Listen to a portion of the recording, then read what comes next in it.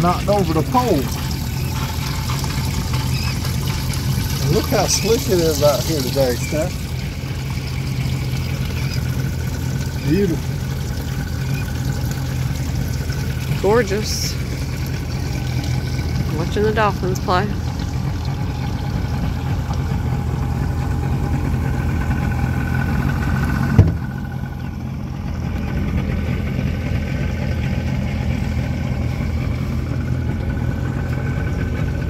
These are the days that fishermen look forward to, right? That's right. Being out on the water, calm, sunny, 70 degrees. Don't get up to about 80 today. So, let's go see if we can get one, Steph. We'll get another one. So we got that limit of spot tail, and look here, guys. Nice speckled sea trout. See how we're fishing, just a popping cork leader with your swivel, and then we're using a little snail rig coming off of it.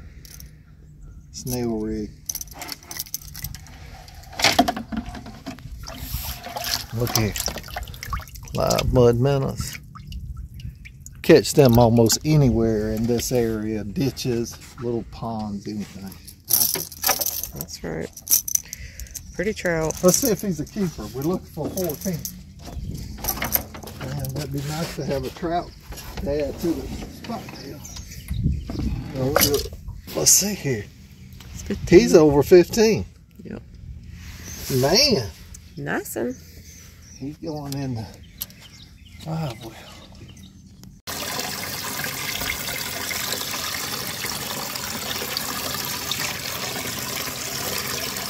And the biggest red that we have caught today, the spot tail, was the 17-incher that Steph pulled in out of here, and my son, they've caught a 22. One fish on that boat. We're up on them, but they got the biggest catch. Yep. I'm trying to give Steph time enough to get the camera going and stuff. It's rough out here fishing, I'm telling you. Look here. Let's see what we got. Oh, another trout. Be careful. Another trout. Oh man, lost him at the boat. That's the only thing about the trout. They got real soft mouths, and sometimes the hook will pull out. Yep. I was trying to be easy with him. I should have grabbed the net, but hey, we can't complain. We fishing. Look out here. And look at these martins. A bunch of the them. Martins are starting to come in our area, and they're a sight to see. Eating all those mosquitoes. I heard they can eat like 1,800 mosquitoes a day each. So we need them to. That's a lot of mosquitoes.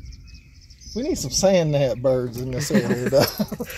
One that can see them sand gnats and chase them down. Yeah, the sand gnats were so terrible in the spot we were in earlier. Even though we were catching our fish, we had to get out of there. We couldn't stay there.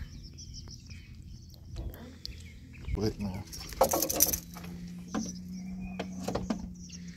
Find the big one in the bucket. I like the bigger one. Fish can see them better. And just go through his lips. Kind of out. Where you can kind of swim on your hook. So you're just trying to take that smaller bait and get that bigger bait. Put meat in the freezer, right? Yep. Look at there. And you can see those reds, they turned back over. I don't think that other trout was going to be big enough anyhow. That's what I'm thinking. It couldn't have been. I hope not. He gone now. Maybe he's still hungry. Uh-oh, dude. Ooh. Got him?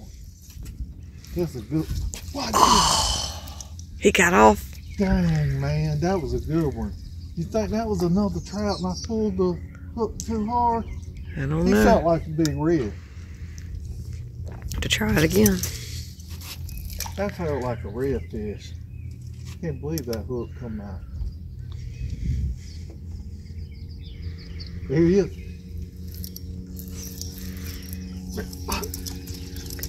Man, are they just grabbing it and letting go or what? Maybe they ain't getting it in the mouth all the way. I might need to wait a little bit longer on this cat. Let's see. Come on back. Give me one more chance. I hate when they do that. Hit it and quit it? Hit it and quit it. I hate that. Well, those martins, they're still showing out over there. And look, it's like they got a little hole right there. Yeah, I see. Hole that they're messing with. Yeah, there's one on each pole. I see that. And them holes are actually too small for a martin to go in, aren't they? I believe. I don't know. They keep stopping there and looking. I know the martin houses have holes a little bit bigger than them. Those right there ain't but about an inch and a half in diameter. Might be time for some of you guys to stick up some martin houses. They're cool to see. And they help.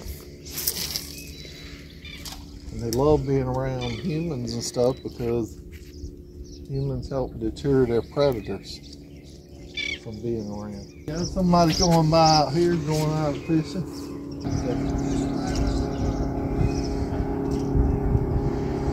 I thought I heard him say something about, yeah, I'm subscribed to them.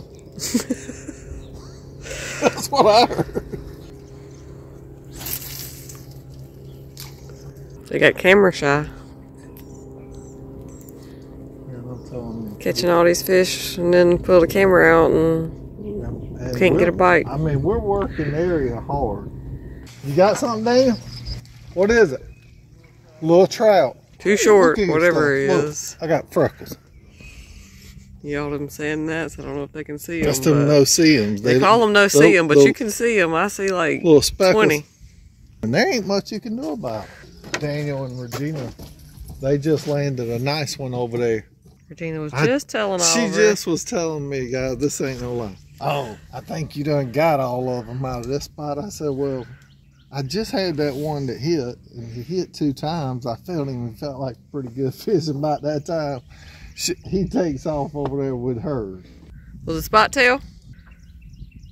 Oh, yeah. Hold on. We might have to get off the camera. Here comes one of my friends. This is his hole. He's done told you to get out of his fishing hole. Yeah, he done called me. He said, where y'all at? I said, why? You need to know where the fish are? He said, no. He said, I just want to know where y'all are. He said, I'm over here with me and you caught them fish that day. You know, the first thing he said, get out my fishing hole. Like he owns the water or something. You know how it is when somebody sees a hole and they caught a fish in it, they think it's their fishing hole. Yeah, and then the thing, everybody that sees a video out here on YouTube is like neighbors in the area where you at. I've been doing this stuff for like 5 years, and you know, I don't see where it's affected stuff. And then, you do like seeing other people have fun and catching fish. What does it matter? They always coming around. You got to get out and fish. That's your problem. If you got that mentality, your main problem is you ain't fishing enough.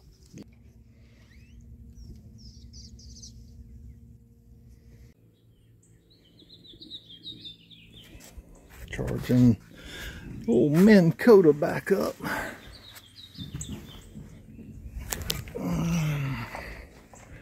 Let's see what we got. Let's see what we got.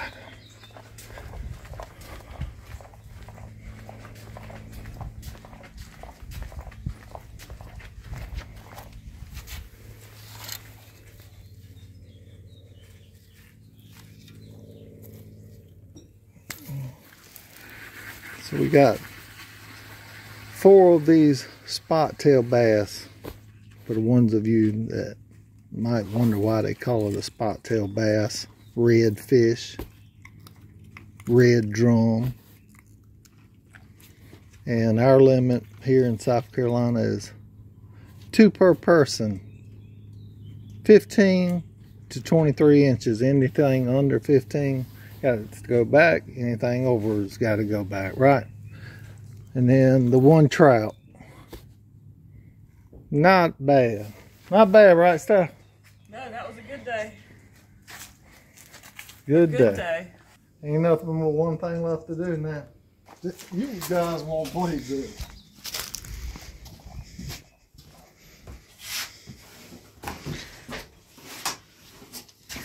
Look here. Cordless. Yard sale fine, $6. So then we just need the board for him to hold the fish on. This makes it so much easier. This little clamp just latches down on the fish tail. Yeah. And I'm kind of backwards, a little bit backwards, I believe, with things that I do versus how I've seen other guys clean fish and stuff. And my technique's really kind of totally different. And let me show you guys. A lot of people start up here and they fillet that way, and I'm coming back this way. Not saying that it's better, it probably isn't, but this is just my way of doing it, and maybe it's easier for some people, other people that use these type of boards, because this is good for clamping the tails right here, but it's really not good for pinning the head. And when you're filleting back that way, I feel like you need something to hold the pressure that way away from your knife. So this works good because that's holding the pressure. And I just come down, and there's really right here on the redfish, there's almost like a little slot between those fins and his scales. But I'm trying not to mess up on him.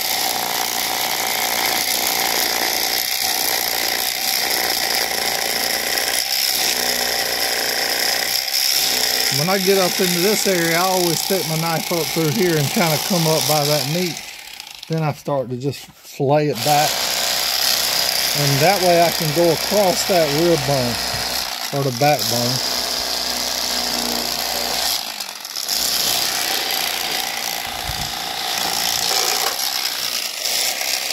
And another thing is I go ahead and try to cut around the rib cage. So the fillet won't have those rib cage bones in it. Once we do that, very simple with this. This one here is made by Berkeley. I'm sure most people that fish and stuff seen them.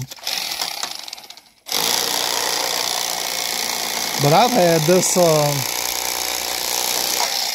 cutting board here for years and years. I mean, 10 years or so maybe, but look, nice. That's the red fish. You can see that the smaller fish like these are, you know, these are all averaging from 15.5 to 17 was the biggest today.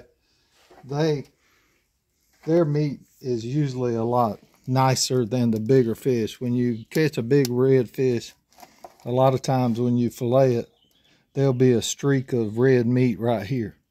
And we just kind of, when I fillet it on those bigger guys, I'll come back and kind of butterfly cut that red streak out of it. That's the process we're going to go through to get all these fish cleaned up. How many of you guys know what that is? That's roe, or the eggs out of this trout that we caught. And believe it or not, people eat it. Yeah, I hate that we caught a fish and kept it that had the roe in it, but at least we will use it. I think they're yummy. So you said you're going to eat it? I'm going to eat it. We'll fry it up, and they are yummy. Here we go. This trout's a lot softer meat. And now that you got him up here, you can show his lip too, where you can see how that lip right there is super thin. Right there where you can see the shadow of my finger going in and out. I like the trout when you cook it fresh. Out of the freezer, to me, it's not as good as the red fish.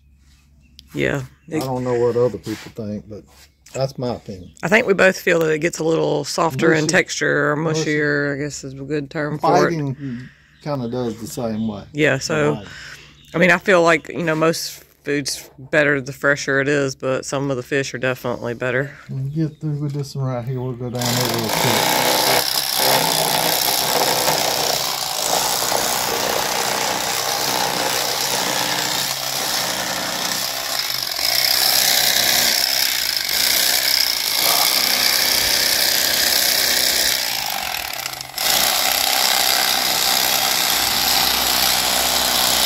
Man, I'm making that thing look good. There's a lot of meat up there by that head. See that big old thick piece? Yep, it's called a cheek meat. Yeah. We leave that for the animals and the critters to eat, though, once we put the fish back in the marsh. Yeah, we keep them for crab bait for later. We don't have enough time to go crabbing today, but those carcasses right there, that's the perfect size to put in a crab pot bait compartment. So we're going to be keeping those. There's the fillet off of that trout. There was the fillet off the redfish. Look at the difference, a little bit lighter in color and stuff. Both are pretty.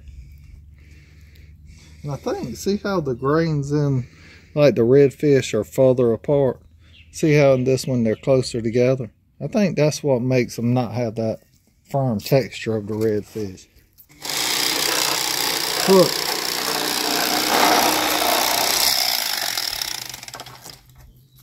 And once you get to this part, you have got it licked now. You got the fish cleaning part licked. Lick means, you know, kind of like whipped.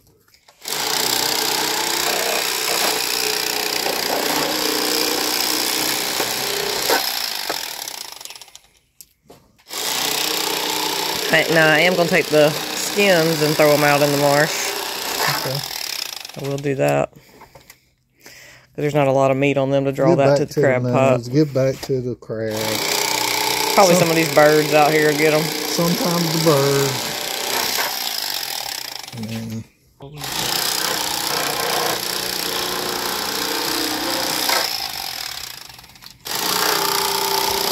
moving on through.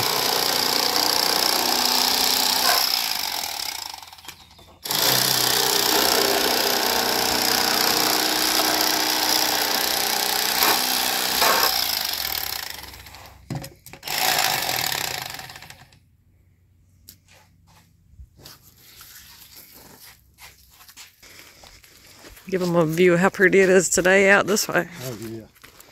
Hey, guess what? We got some osprey nesting right on top of the perch.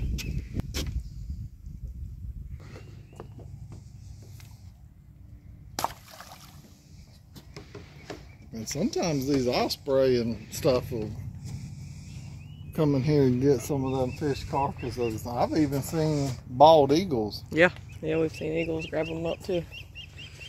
And of course, if nothing else gets them, won't be long, we'll see the buzzards out here. When the tide goes out, if there's anything left, the buzzards will come pick it up. So.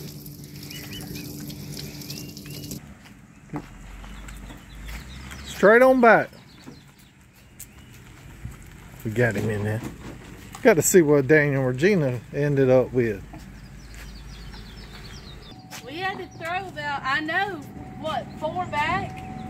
Y'all throw 4 fish back. 25 inches, 26, that was a good day. Inches. That was a good day. Let's see what y'all got.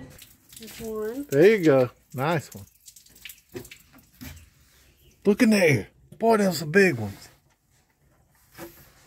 What's the biggest ones y'all caught today? 26 inches. Oh, this is a big boy. A 26 incher, 2 25s, wasn't it? Yeah, 2 25s. Oh, what's that one there? Either a 22 or a, what was the other size? A 20? 21, 22? And this is the other one. Wee, them some pretty fish. You guys need to get down here and get out on the water. Start fishing more. There's another. Look at that monster. Look at that. Look at that. That's what I call a good day. Guess who caught the biggest of the day? Who, Daniel? Me. Yeah, I whatever. He's the one that showed you where to fish. Ooh, and that one right there, guys, that's a 22 incher. Oh yeah. What you think? That's a big one. That's a pretty one. Yeah, that one you caught wasn't near as big as that one. No, those were big. Those were the biggest ones today. Look, no, those weren't the biggest ones today. Well, biggest ones we could keep. Y'all could keep. And who caught the biggest one of the day, though? The very biggest one of the day. I I did. Regina? 26 inches. Good, good. I think that was that one where that was when you throwed in my spot, wasn't it? That was it with my hands. One of them. Guys, I'm telling you, you just can't make this stuff up. Now, headed back out with the boat to go on a rescue mission, right? Right. We got to do it though. Our good friends look out for us, and we have to look out for them. So we go back to the boat back there behind us. Stole some gas out of one of our other boats to put in this boat. Yeah, just so we didn't run out. I mean, because we're not too sure how much gas this boat has in it. The gas gauge is working, but you know, I don't know if you can trust it. No. That's the way I feel these days. But we're on a mission. We're gonna launch this boat back and go get our friends. Well, luckily, my buddy's boat was flooded, and they had it fired up by the time we made it to them. We headed back. Thank goodness. Could have been a much longer day.